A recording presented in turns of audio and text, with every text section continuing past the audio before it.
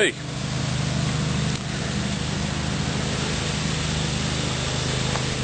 Art Coco here. Excuse me, Huckster 271 here. Just wondering how people, Christians on YouTube, can so easily claim to know the truth while believing much the way that pagans do, putting a supernatural being they call Satan in power and in control of everyone's destiny. How can they preach the existence of a hell where people will burn for eternity and claim that it exists, but they are not going there? Their family's not going there. Their loved ones won't be there. While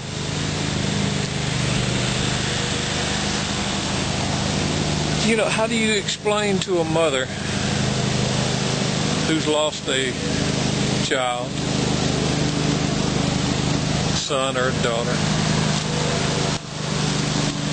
when they remember that child as being loving and kind to everybody, sacrificing for others?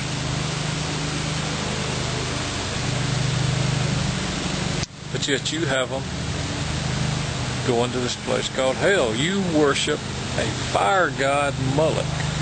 You take the God of Scriptures and turn him into a fiend, a evil God that is relentless in his wrath.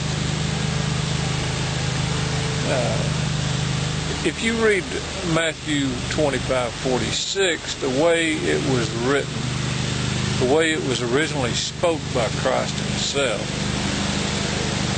it says, some will go into age-abiding correction, and some into age-abiding life. If you remove hell from the Bible, these Christians will go berserk. They have to have hell in order to believe.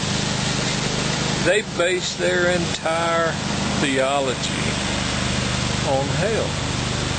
And, most people on there won't talk to me because I mess with their theology. Without hell, what is God?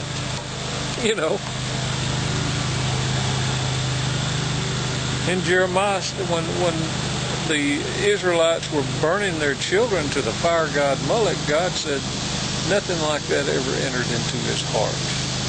He never thought of ever burning his children the way the Israelites were burning theirs.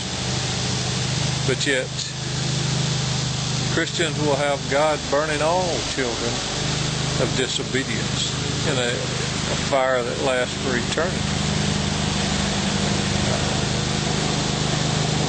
They take the word from the Old Testament, Satan, which meant any adversary of God, anybody that opposed God, anybody that put up a stumbling block in front of God's people, and turned him into a supernatural being that is all-powerful. They worship this God of this world, they call it. I hate to say it, but I believe these Christians will eventually cease to exist. They will go out of existence. They will die and return to the dust. And when their spirit returns to God that gave it, He'll put an end to it. I hate to say that about anybody, but people who believe in this pagan worship of eternal torment, they say Revelations is about America and the world today, when it never says that at all. As a matter of fact, Revelation says this is about things that must shortly come to pass, things that were at hand. Now they'll twist it and carry it on into saying that those things don't mean that, don't mean at hand, don't mean at shortly. Shortly doesn't mean shortly. Shortly means, at least 2,000 years and counting. But they're pulling it out of their butt. They have no basis for those statements. They say America is Babylon when Jesus clearly states that Jerusalem in the first century had filled up their cup of sin. John in Revelations says Babylon had filled up their cup of sins. And they did it by killing the prophets, killing the messengers sent to them by God, and eventually killing Christ. Those were the evil and adulterous people that Jesus spoke of.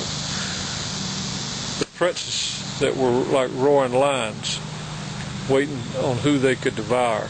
If you look at Zephaniah 3:3, it tells us who those princes were. They were the princes of Jerusalem. They were like roaring lions, waiting on who they could devour. So don't call me a false prophet. Don't call me a heretic for preaching what I preach. You are the guilty party. May God